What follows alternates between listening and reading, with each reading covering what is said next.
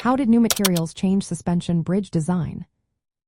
Imagine stretching a bridge across a wide river or deep canyon, holding tons of traffic, all while resisting wind and earthquakes. How did engineers make that possible? The secret lies in the materials they used.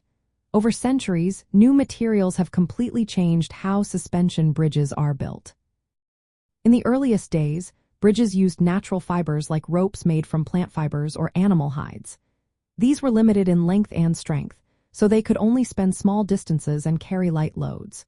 Then in the 15th century, engineers started using iron chains.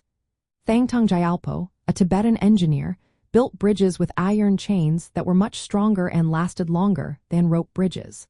But these chains didn't have the suspended deck design we see today. The real game changer came during the Industrial Revolution in the 19th century. Steel became widely available and affordable. Steel has high tensile strength, which means it can stretch a lot without breaking, and it is flexible. These qualities made steel perfect for suspension bridge cables. The Brooklyn Bridge, finished in 1883, was the first to use steel wire cables.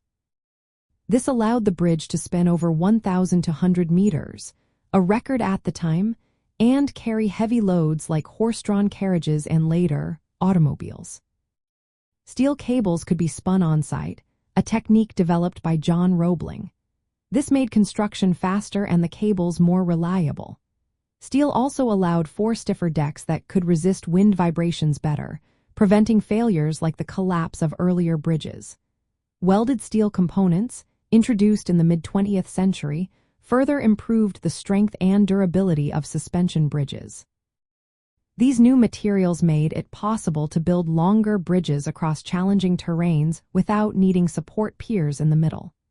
Steel's flexibility also made bridges more resistant to earthquakes. The Golden Gate Bridge in San Francisco and Japan's Akashi Kaikyo Bridge, which held the record for the longest span for many years, both used advanced steel materials.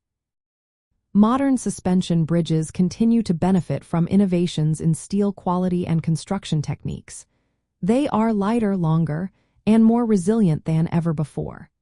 Thanks to these materials, engineers can push the limits of what a bridge can do, crossing wider gaps and supporting heavier traffic. In short, the shift from natural fibers and iron chains to steel wire cables and welded steel parts revolutionized suspension bridge design. These new materials made it possible to build longer, stronger, and more durable bridges, breaking human limits and setting new records in engineering.